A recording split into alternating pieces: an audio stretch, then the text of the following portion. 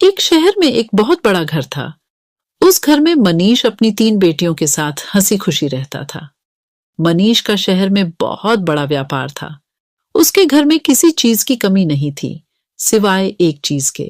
मनीष की बीवी की मौत एक कार एक्सीडेंट में हो गई थी, जिसकी कमी हमेशा उसे महसूस होती थी। मनीष ने अकेले ही अपनी बेटियों को पाला पोसा था। उसकी तीनों बेटियां बहुत ही सुंदर थीं, पर उसकी सबसे छोटी बेटी छाया सबसे सुंदर थी। मनीष अपनी दोनों बड्ढी बेटियों से बहुत प्यार करता था, पर सबसे छोटी बेटी छाया को वो बिल्कुल पसंद नहीं करता था। उसका कारण ये था कि छाया जब पैदा हुई थी, तभी उसकी मां की मौत एक कार एक्सीडेंट में हो गई थी। मनीष अपनी बीवी की मौत का कसूरवार अपनी सबसे छोटी बेटी छाया को समझता था, इसलिए वो उसे बिल्कुल प्यार नहीं करता था। एक शाम मनीष जब घर आता है, वो अपनी दोनों बड़ी बेटियों को आवाज देता है। संगीता, कहाँ हो? तुम दोनों जल्दी आओ, देखो मैं तुम्हारे लिए क्या लाया हूं। पापा, हम आपका ही इंतजार कर रहे थे। जल्दी से दिखाइए आप हमारे लिए क्या लाए हो। ये देखो संगीता, मैं तुम्हारे लिए कितने सुंदर जूते लाया हूं। मेरे लिए क्या लाए हो? पापा, मुझे भी दिखाओ। छाया पास खड़ी सब देख रही थी। उसे लगा कि उसके पापा उसे भी आवाज देकर बुलाएंगे और उससे भी कुछ देंगे। वो इंतजार करती रही, पर उसके पापा ने उसकी तरफ देखा भी नहीं। वह फिर डरते डरते अपने पापा के पास गई और धीरे से बोली, आप मेरे लिए क्या लाए हो? तुझे इस घर में खाने पीने को ढंग से मिल रहा है ना, तो उसी में खुश रह। समझी, ज्यादा उम्मीद मत लगा और जाकर अपना काम कर। छाया रोते रोते अपने कमरे में भाग जाती है। वो बहुत रोती है और अपनी माँ को बहुत याद करती है। छाया अपने पापा के दिल में भरी गुस्से को प्यार में बदलने की बहुत कोशिश करती थी। वो उनके लिए अच्छा अच्छा खाना बनाती थी।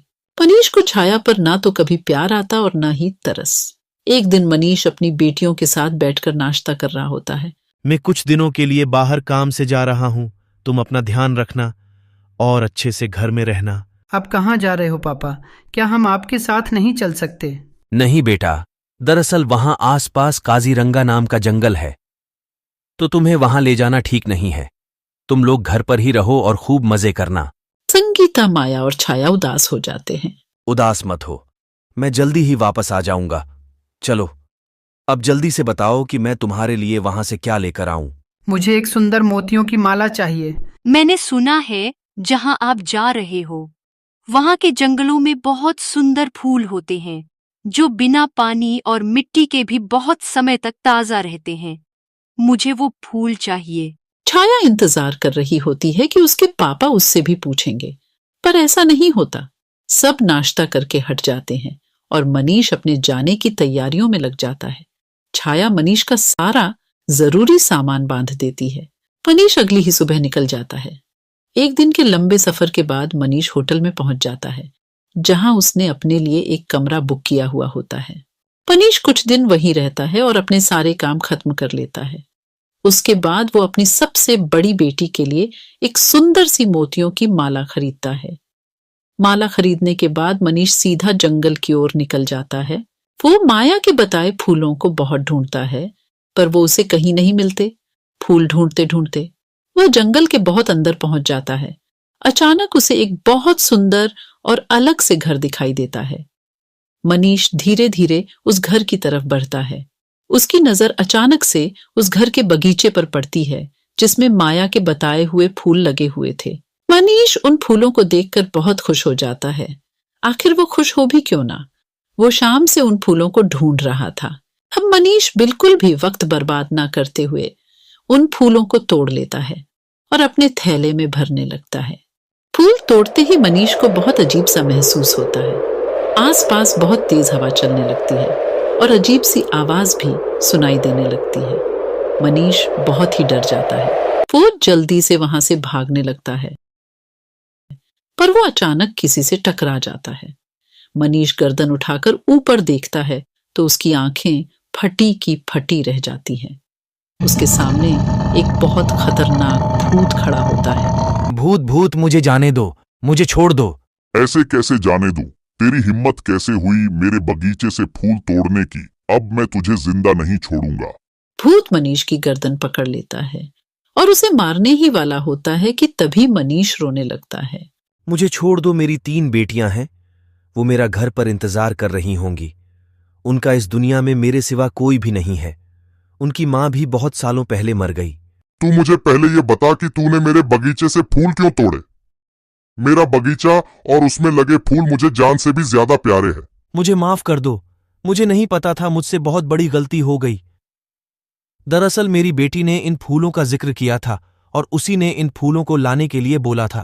कहाँ है तेरी बेटी? क्या नाम है उसका? मैं उसे जिंदा नहीं छोड़ूंगा। अब मुझे अपनी बेटी को लाकर दें, वरना मैं तेरी जान ले लूंगा। मनीष को कुछ समझ में नहीं आ रहा था कि वो क्या करे। उसे तो अपनी दोनों बड़ी बेटियां और अपनी जान बहुत प्यारी थी। उसे कुछ भी समझ में नहीं आ रहा था। अचानक उसे एक तरकीब सोचती है। वो सोचता है, क्यों न माया की जगह छाया का नाम इस भूत को बता दिया जाए, ताकि वो भूत माया की जगह छाया को खा जाए और हमेशा के लिए छाया की जिम्मेदारी मेरे सर से दूर हो जाए।